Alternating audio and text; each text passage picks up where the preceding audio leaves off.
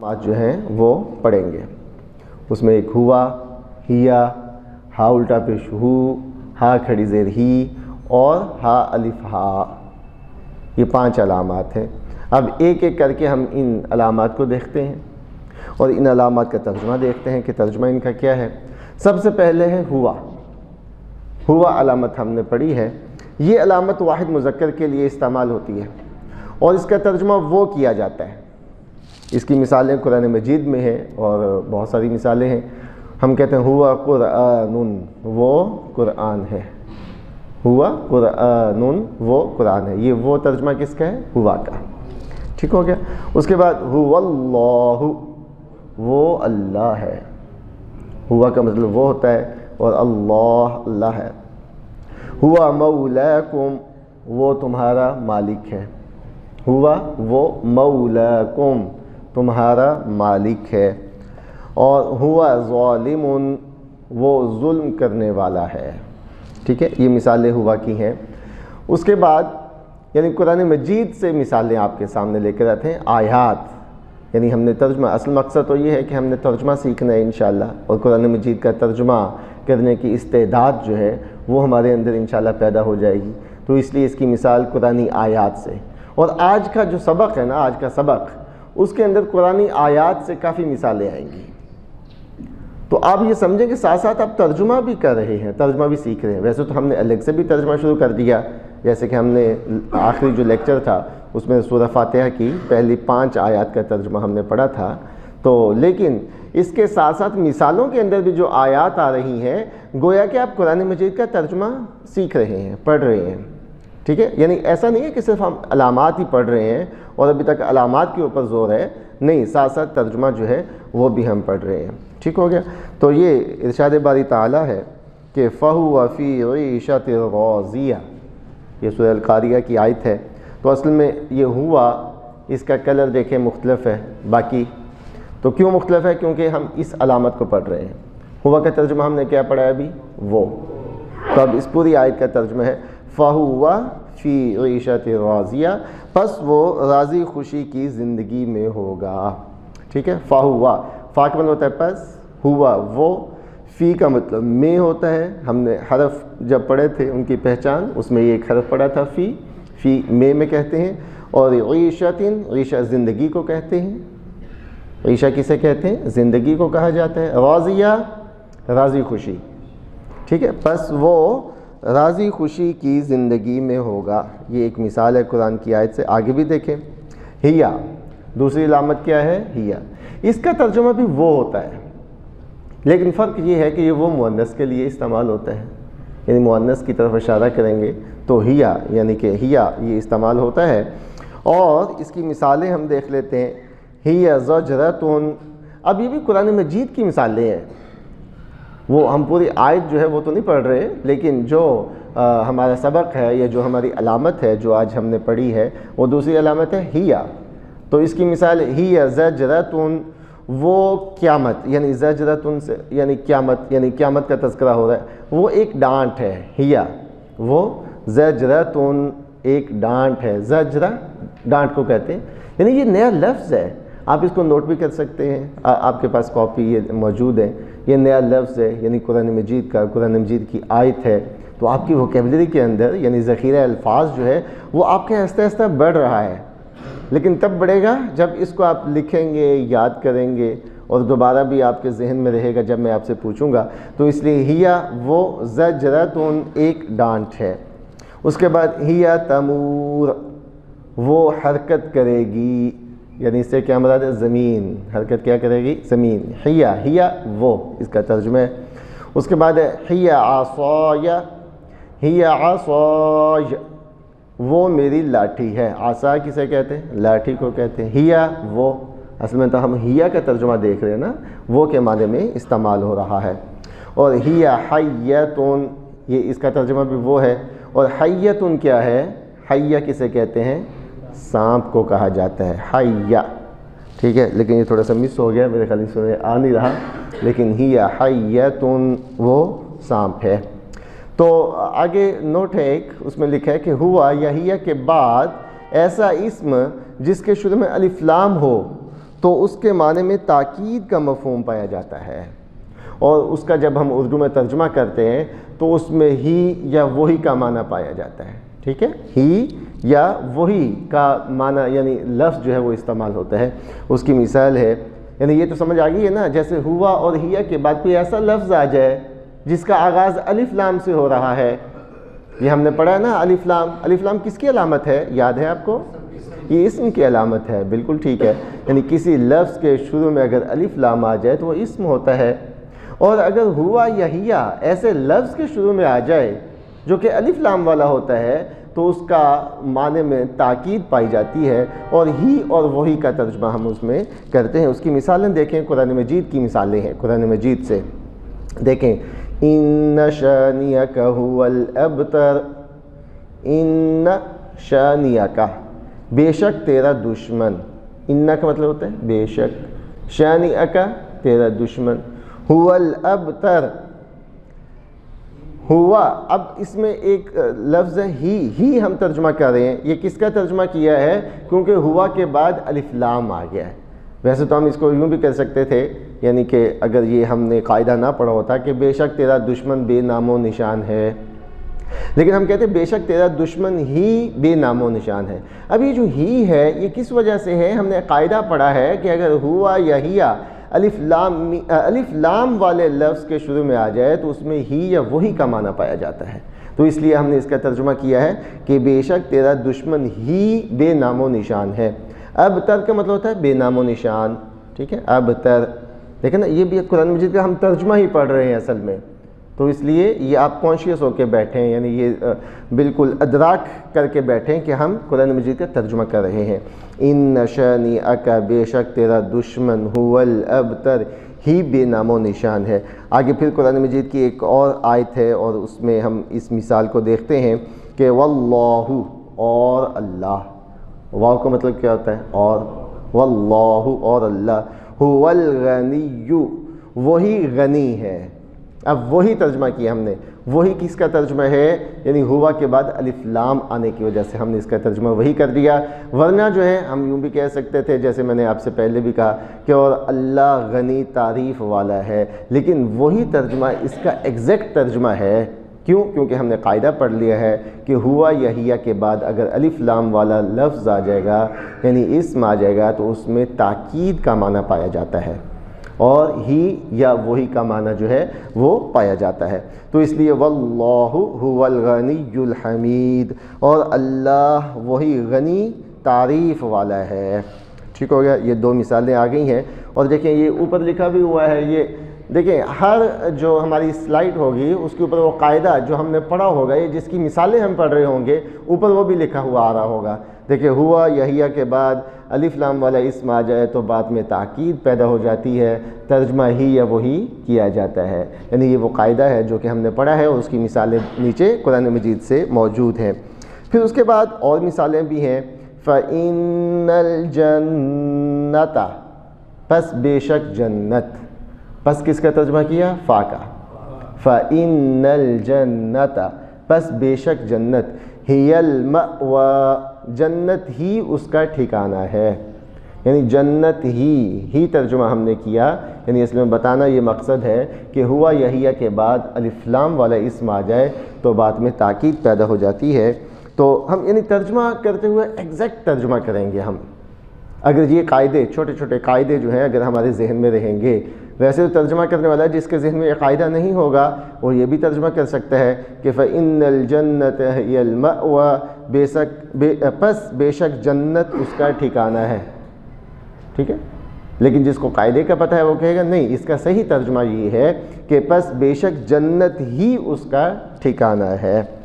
اس کے بعد ہم آگے ایک اور مثال دیکھ لیتے ہیں جو کہ قرآن مجید کی ہے اور سورہ توبہ کی آیت ہے، وَكَلِمَةُ اللَّهِ هِيَ الْعُلْيَا، اللہ کی بات، وَكَلِمَةُ اللَّهِ، اور اللہ کی بات، هِيَ الْعُلْيَا، وہی بلند ہے، یعنی وہی ترجمہ کیا جا رہا ہے، کس کی وجہ سے؟ کیونکہ ہیا کے بعد الف لام والا اسم آ گیا ہے، وَكَلِمَةُ اللَّهِ هِيَ الْعُلْيَا، اللہ کی بات وہی بلند ہے۔ اس کے بعد اگلی دو علامات اور ہیں، ابھی ہم نے کون سی دو پڑھی ہیں؟ ایک ہوا اور ہیا۔ اب ہم پڑھ رہے ہیں ہا الٹا پیش ہو اور ہا زیر ہی، ٹھیک ہے، ہو اور ہی، اس کو کیا پڑھتے ہیں؟ ہو اور ہی۔ یہ دونوں علامتیں واحد مذکر کے لیے اسم، فعل اور حرف کے آخر میں استعمال ہوتی ہیں، یعنی اسماء کے آخر میں بھی آتی ہیں اور افعال کے آخر میں بھی آتی ہیں اور حروف کے آخر میں بھی آتی ہیں۔ یہ تینوں چیزیں ہم پڑھ چکے ہیں، اسماء بھی پڑھ چکے ہیں، افعال بھی پڑھ چکے ہیں اور حروف بھی پڑھ چکے ہیں۔ تو یہ تینوں جو ہیں ان کے آخر میں ہو اور ہی آتا ہے۔ اب اس کا استعمال بھی ہم دیکھیں گے۔ پہلے تو مثال دیکھیں گے اسم کے ساتھ کیسے آتی ہیں، یعنی تینوں الگ الگ دیکھیں گے کہ اسم کے ساتھ کیسے آتی ہیں، پھر فعل کے ساتھ کیسے آتی ہیں اور پھر حرف کے ساتھ کیسے آتی ہیں۔ پہلے اسم کے ساتھ، اسماء کے ساتھ ہم دیکھتے ہیں کہ اگر ہا الٹا پیش ہو یا ہی اسم کے آخر میں ہوں تو ان کا ترجمہ عموماً اس کا، اس کی، اس کے یا اپنا، اپنی، اپنے کیا جاتا ہے۔ یہ ترجمہ کیا جاتا ہے کب؟ جب اسم کے آخر میں آتی ہیں۔ اس کی مثال ہے ربہ، اس کا رب، ٹھیک ہے۔ ابھی اس کا کس کا ترجمہ ہو رہا ہے؟ ہا الٹا پیش ہو، ٹھیک ہے۔ اس کا ترجمہ ہم کیا کریں؟ اس کا، ربہ، اس کا رب، ٹھیک ہے۔ رب، رب کو کہتے ہیں، اور ہو اس کا، اس کا رب، عندہ، اس کے پاس، علی رسولہ، اپنے رسول پر۔ علی کا مطلب پر ہوتا ہے، یہ جو ہم نے حروف پڑھے تھے اس میں ایک حرف یہ بھی پڑھا تھا علی، علی پر کو کہتے ہیں، علی رسولہ، اپنے رسول پر۔ جنتہ، اس کا باغ، یا اپنا باغ، دونوں ترجمے کیے جا سکتے ہیں، ٹھیک ہے۔ جنتہ، جنت، جنت کسے کہتے ہیں؟ باغ کو، جنتن، باغ کو کہا جاتا ہے، اور جنتہ، اس کا باغ۔ یہ لفظ آپ نے سنا ہوگا، ہم کہتے ہیں ریاض الجنہ، ٹھیک ہے، ریاض الجنہ، دیکھا ہے ماشاءاللہ، اکثر نے دیکھا ہے، اللہ تعالی ہم سب کو دکھائے۔ روضۃ من ریاض الجنہ، ٹھیک ہے، روضۃ من ریاض الجنہ، یعنی جنت کے باغیچوں میں سے ایک باغ۔ کہاں ہے؟ پتہ ہے کسی کو؟ کہاں ہے یہ باغ کہاں ہے؟ روضۃ من ریاض الجنہ، مسجد نبوی میں۔ کون سی جگہ کو کہا اللہ کے رسول نے؟ منبر رسول اور روضہ رسول کے درمیان۔ تو اللہ کے رسول نے کیا فرمایا تھا؟ یہ تو اللہ کے رسول کی حدیث ہے، جب آپ نے فرمایا تھا اس وقت تو روضہ نہیں تھا، تو کیا فرمایا تھا؟ روضہ تو بعد میں بنا۔ ہاں، آپ نے فرمایا تھا میرے گھر اور منبر کے درمیان کی جو جگہ ہے، روضۃ من ریاض الجنہ، ٹھیک ہے۔ تو جنہ کسے کہتے ہیں؟ باغ کو۔ تو جنتہ، اس کا باغ، علی قبرہ، اس کی قبر پر، اور فی سبیلہ، اس کے راستے میں۔ سبیل راستے کو کہا جاتا ہے، ہم کہتے ہیں فی سبیل اللہ، اللہ کے راستے میں۔ یہ لفظ یعنی آپ کو یہ یاد رکھنے کے لیے میں چھوٹی چھوٹی 7 مثالیں بھی دیتا ہوں، اس کا استعمال جو ہم اردو میں کرتے ہیں۔ تو فی سبیلہ، اس کے راستے میں۔ اب آگے افعال کے ساتھ دیکھتے ہیں۔ یہ تو اسماء کے ساتھ آ گیا نا کہ اسم کے ساتھ اس کا کیا ترجمہ ہوتا ہے، اور فعل کے ساتھ کیا ترجمہ ہوتا ہے۔ وہ کہتا ہے کہ ہو یا ہی افعال کے آخر میں ہو تو ان کا ترجمہ عموماً اسے یا اس کو کیا جاتا ہے، اسے یا اس کو۔ اس کی مثال دیکھتے ہیں، یرزقہ، وہ رزق دیتا ہے اسے۔ یہ ہو کا ترجمہ ہم نے اسے کر دیا۔ یہ تو ہم نے پڑھا بھی ہوا ہے ویسے، یرزقہ، وہ رزق دیتا ہے، پڑھا ہوا ہے نا، یرزقہ، وہ رزق دیتا ہے، لیکن آخر میں ہا الٹا پیش ہو جو ہے تھا کیا؟ اسے، وہ رزق دیتا ہے اسے۔ لیکن با محاورہ جب ترجمہ کریں گے تو ہم کہیں گے وہ اسے رزق دیتا ہے، ٹھیک ہے، وہ اسے رزق دیتا ہے۔ آگے نصلہ، ہم داخل کریں گے، نصلہ، ہم داخل کریں گے اسے۔ یہ ہی جو ہے نا، ہی کا ترجمہ اسے ہو رہا ہے۔ اس کے بعد خلقہ، اس نے پیدا کیا اس کو، خلقہ، اس نے پیدا کیا، اور ہو، اس کو، اس نے پیدا کیا اس کو۔ نولہ، ہم پھیر دیتے ہیں اسے۔ یہ جو وکیبلری، یہ جو ذخیرہ الفاظ ہے، یہ بھی قرآن مجید سے لیا گیا ہے، یہ عام استعمال ہونے والی عربی نہیں ہے، یہ قرآن مجید کے الفاظ ہی ہیں، تو اس لیے ان کو بھی یاد رکھیں کہ نولیہ ہم پھیر دیتے ہیں اسے۔ اب حروف کے ساتھ، اسماء کے ساتھ پڑھ لیا ہم نے، افعال کے ساتھ پڑھ لیا، اب ہم حروف کے ساتھ پڑھیں گے کہ حرف کے ساتھ اس کو کیسے یعنی یہ ملتا ہے اور اس کا معنی کیا کیا جاتا ہے۔ اگر ہو یا ہی حروف کے آخر میں ہو تو ان کا ترجمہ عموماً اس یا وہ کیا جاتا ہے، اس یا وہ۔ اس کی مثالیں آگے دیکھتے ہیں۔ علیہ، اس پر۔ اعلیٰ جو ہے یہ حرف ہے، ہم نے پڑھا ہے ابھی، بلکہ تھوڑا سا 2-3 سلائیڈز پہلے ہم نے اعلیٰ کا لفظ پڑھا تھا، تو کیا ترجمہ کیا تھا ہم نے؟ پر۔ تو علیہ، اس پر، ٹھیک ہے۔ حاضر ہی کا ترجمہ ہم کیا کہہ رہے ہیں؟ اس۔ علیہ، اس پر، اور الیہ، اس کی طرف۔ آگے انہ، بے شک وہ۔ انہ کا ترجمہ بھی ابھی ہم نے پڑھا تھا، انہ بے شک، اور ہو وہ، بے شک وہ۔ منہ، اس سے۔ اب آخری علامت آج کے سبق کی جو آخری علامت ہم پڑھیں گے وہ ہے ہا، ہا الف ہا۔ یہ علامت عموماً واحد مؤنث اور کبھی جمع کے لیے بھی استعمال ہوتی ہے، اور یہ اسم، فعل اور حرف کے آخر میں آتی ہے۔ یہ علامات میں کویسچن ہے۔ جی جی پوچھئے۔ دونوں ہم نے اس میں استعمال کیا کہ غیر کے لیے۔ جی جی۔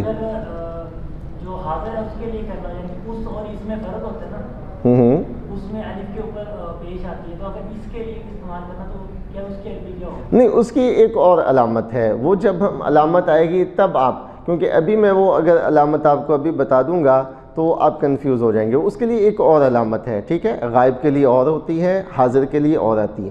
جب وہ وقت کے ساتھ آئے گی سب کو کلیئر ہو جائے گا انشاءاللہ، ٹھیک ہے۔ تو اچھا جی، یہ میں آپ کو بتا رہا تھا کہ یہ جو ہا الف ہا ہے نا، یہ بھی اسم کے آخر میں، فعل کے آخر میں، حرف کے آخر میں، تینوں کے آخر میں آتی ہے۔ اور اس کی جو ہے ہم آگے دیکھیں کہ اسماء کے آخر میں اس کا ترجمہ کیا ہوتا ہے۔ ہم اس کا ترجمہ عموماً اس کا، اس کی، اس کے، یا اپنا، اپنی، اپنے کیا جاتا ہے، ٹھیک ہے۔ اس کی مثال دیکھیں اسماء کے آخر والی، ربھا، اس کا رب، ربھا، اس کا رب۔ یہ بھی ہم نے پڑھا ہے کہ یہ ہا جو ہے یہ واحد مؤنث کے لیے ہے۔ دیکھیں ہا اسماء کے ساتھ اس کا ترجمہ کیا کرتے ہیں؟ اس کا، اس کی، اس کے، یا اپنا، اپنی، اپنے، یہ ترجمہ کیا جاتا ہے۔ ربھا، اس کا رب، یعنی اس مؤنث کا رب۔ ہا مؤنث کے لیے ہوتا ہے، اس مؤنث کا رب۔ رزقھا، اس مؤنث کا رزق، اور علمھا، اس مؤنث کا علم، اور عرضھا، اس مؤنث کی چوڑائی، ٹھیک ہے۔ عرض چوڑائی کو کہتے ہیں، یہ بھی ہم اردو میں لفظ استعمال کرتے ہیں۔ طول، عرض، طول لمبائی ہوتی ہے اور عرض چوڑائی ہوتی ہے، عربی کا لفظ ہے۔ تو عرضھا، اس مؤنث کی چوڑائی، اس کی چوڑائی۔ اب ہا افعال کے ساتھ، تو تب ہم اس کا کیا ترجمہ کریں گے؟ تب اس کا ترجمہ ہم اسے، اس کو، یا انہیں کیا جاتا ہے، ٹھیک ہے۔ اسے، اس کو، یا انہیں کا ترجمہ کیا جاتا ہے، یعنی افعال کے آخر میں اگر آئے تو مثال ہے یعلمھا، وہ جانتا ہے اسے، یعلم، وہ جانتا ہے، ہا، اسے۔ ہم یعلم پڑھ چکے ہیں، یعلم، ٹھیک ہے۔ اور اس کے ساتھ ہا ملا دیا، فعل تھا نا، تو ترجمہ کریں گے وہ جانتا ہے اسے۔ یرزقھا، وہ رزق دیتا ہے اسے۔ اسرھا، اس نے چھپایا اسے، اسرّ، اس نے چھپایا، ہا، اسے۔ اور نتلوھا، ہم پڑھتے ہیں انہیں۔ اب یہ جمع کے لیے آ گیا، کیونکہ ہم نے پڑھا تھا نا کہ یہ واحد مؤنث کے لیے بھی آتا ہے اور بعض اوقات جمع کے لیے بھی آ جاتا ہے۔ ابھی اس کی مثال بھی آ گئی ہے کہ نتلوھا، ہم پڑھتے ہیں انہیں، ٹھیک ہے۔ یہ اس کا ہم ترجمہ کر رہے ہیں۔ احیاھا، اس نے زندگی دی اسے، احیا، اس نے زندگی دی، ہا، اسے۔ احیاھا، اس نے زندگی دی اسے۔ پھر اس کے بعد وجدتھا، وجدت، میں نے پایا، ہا، اس کو، یعنی اس مؤنث کو، وجدتھا، میں نے پایا اس مؤنث کو۔ تو یہ مثالیں تھیں افعال کے ساتھ۔ اب ہم آتے ہیں کہ اگر حرف کے ساتھ ہا آ جائے تو پھر کیا کریں گے؟ آخر میں استعمال ہو تو اس کا ترجمہ عموماً اس یا وہ کیا جاتا ہے، یعنی حروف کے آخر میں اگر ہا آ جائے تو اس کا ترجمہ کیا کرتے ہیں؟ اس یا وہ۔ اس کی مثال کی طرف آتے ہیں۔ فیہا، اس میں، انہا بے شک وہ، منہا اس مؤنث سے، لہا اس مؤنث کے لیے، ٹھیک ہے، اس مؤنث کے لیے۔ تو یہ اس طرح مثالیں اس کی آپ کے سامنے ہیں، اور یہ اب سبق کا خلاصہ ہم آپ کے سامنے رکھتے ہیں جو آج ہم نے پڑھا ہے۔ یہ سبق، اس میں مثالیں، قرآن مجید کی کچھ آیات کا ترجمہ بھی تھا، اور سبق کا خلاصہ جو ہے وہ یہ ہے کہ آج ہم نے 5 علامات پڑھی ہیں۔ ہوا اور ہیا، یہ ہوا واحد مذکر کے لیے ہے، ہیا جو ہے یہ واحد مؤنث کے لیے ہے، اور دونوں کا ترجمہ کیا کرتے ہیں؟ وہ، دونوں کا ترجمہ وہ کیا جاتا ہے۔ اس کے بعد ہم نے یہ پڑھا کہ ہوا یا ہیا کے بعد الف لام والا اگر اسم آ جائے تو اس میں تاکید کا معنی پایا جاتا ہے، تاکید کا مفہوم ہوتا ہے، اور اس کا ترجمہ ہی یا وہی کیا جاتا ہے، اس کا ترجمہ ہی یا وہی کیا جاتا ہے۔ پھر ہم نے باقی جو 3 علامات ہیں اس میں ہو اور ہی اور ہا اس کو پڑھا، لیکن الگ الگ دیکھتے ہیں۔ ہو اور ہی یہ واحد مذکر کے لیے ہوتا ہے، اور ہا جو ہے یہ واحد مؤنث کے لیے، اور کبھی جمع کے لیے بھی ہوتا ہے، جس کی مثال ہم نے دیکھی بھی تھی، ٹھیک ہو گیا۔ تو اس کے بعد ہم نے دیکھا کہ اگر ہو ہی ہا اسماء کے ساتھ ہو تو اس کا ترجمہ ہم کرتے ہیں اس کا، اس کی، اس کے، اپنا، اپنی، اپنے، لیکن اگر افعال کے ساتھ ہو تو اس سے، اس کو، اور حروف کے ساتھ ہو تو اس کا ترجمہ ہم کرتے ہیں اس اور وہ۔ تو الحمدللہ آج ہمارا جو ہے سبق نمبر 6 جو ہے وہ مکمل ہو گیا ہے۔ جی اپنا، اپنی، اس کی کوئی مثال؟ ہاں، اس کی مثالیں پہلے گزر چکی ہیں، تو ہم ادھر آ جاتے ہیں، دوبارہ اس کی طرف آ جاتے ہیں، مثالیں ہم اس کی دیکھ لیتے ہیں۔ تو اس کی مثالیں ہم نے پڑھی تھیں، اس میں اسماء کے ساتھ، ہاں یہ آگے اسماء آگے نا، ہاں جی، یہ دیکھیں، یہ جنتہ، یہ دیکھیں اس کا ترجمہ ہم اس کا باغ بھی کرتے ہیں اور اپنا باغ بھی کرتے ہیں، ٹھیک ہے، اس کا باغ یا اپنا باغ، اس کے دونوں ترجمے جو ہیں وہ کیے جاتے ہیں۔